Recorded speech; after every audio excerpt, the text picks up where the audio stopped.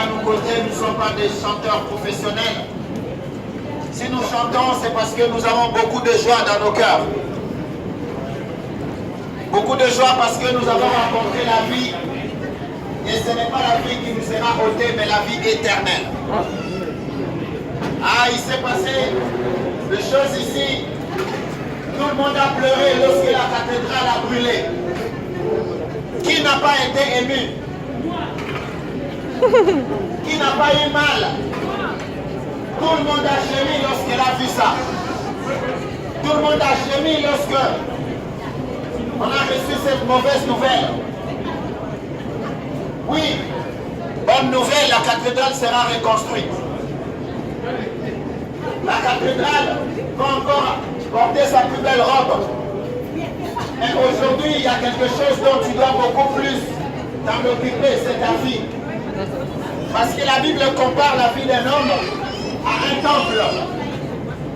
Et la Bible dit que le corps humain est le temple de Dieu. Donc Dieu n'habite pas dans les cathédrales, Dieu n'habite pas dans les maisons, Dieu habite dans le corps humain.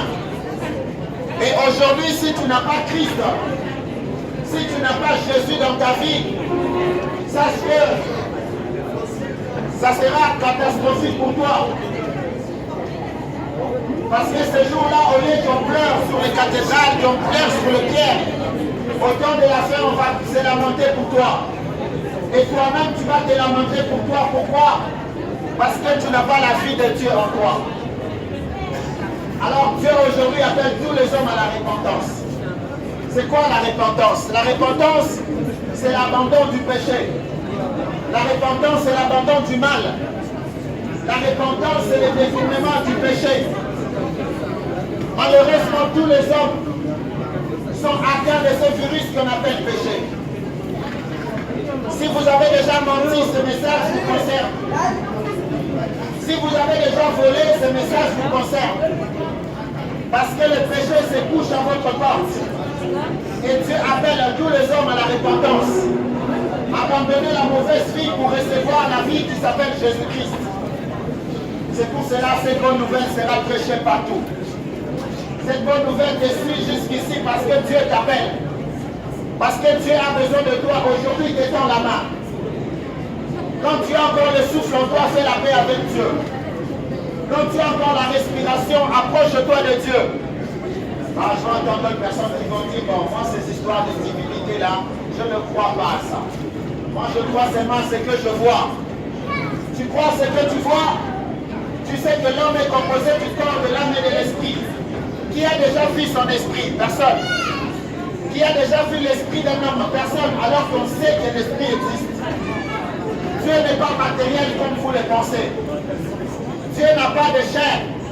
Dieu n'a pas de sang. Il est esprit. Et il faut que ceux qui le servent en esprit. C'est pour cela que Dieu parle à ton esprit. Et aujourd'hui, Dieu appelle tous les hommes. Évidemment, les femmes aussi. Quand je parle des hommes, c'est homme avec grand H. Dieu appelle à tous les humains de se tourner vers lui. Parce que le monde tend vers la fin. Ces jours-là, tu ne diras pas, je n'avais pas écouté les messages de l'évangile. Je ne savais pas. Ces messages d'amour, ces messages d'espérance doivent être prêchés partout. C'est parce que Dieu est en train de t'appeler. N'attends pas qu'il voie les saints du ciel pour te parler, parce que Dieu ne parle que par deux hommes. Et aujourd'hui, Dieu est en train de t'appeler.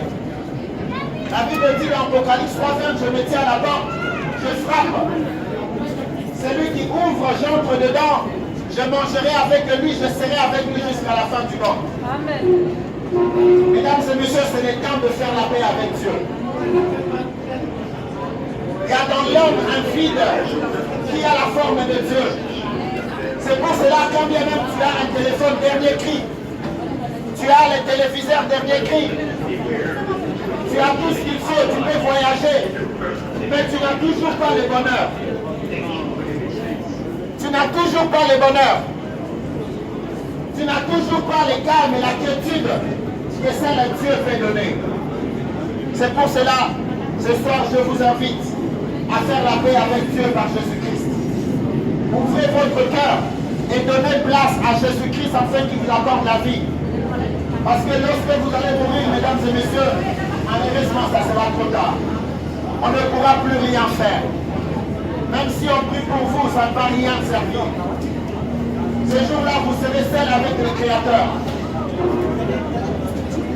Je vais finir avec cette histoire. Il y a un moment où on raconte une histoire dans un village. Il y avait un crash d'avion et les gens s'étaient retrouvés dans une île.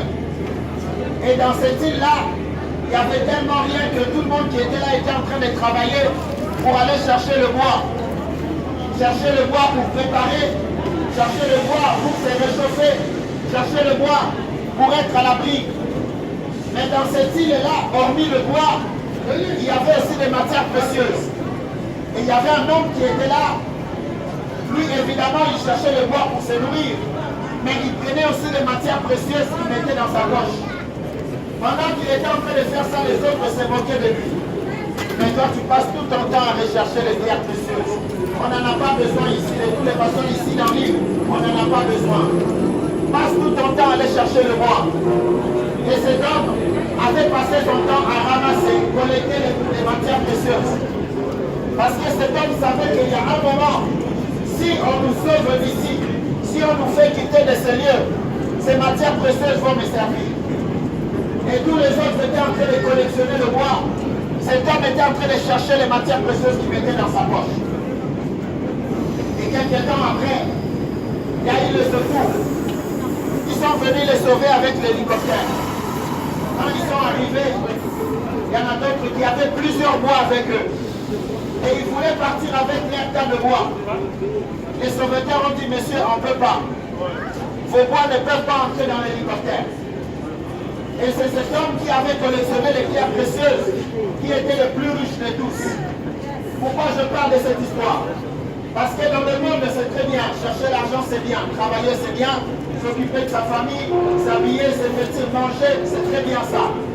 Mais il y a une chose que vous n'allez pas emmener au cimetière, c'est l'argent. Ces jours-là, même votre femme ne va pas vouloir mettre 20 € dans votre poche. Votre montre va rester. Vos chaussures Coco vont rester. La seule chose que vous allez amener, ce sont des bonnes œuvres. C'est pour cela, lorsque tu es en vie, tu dois faire la paix avec Dieu et surtout faire le bien.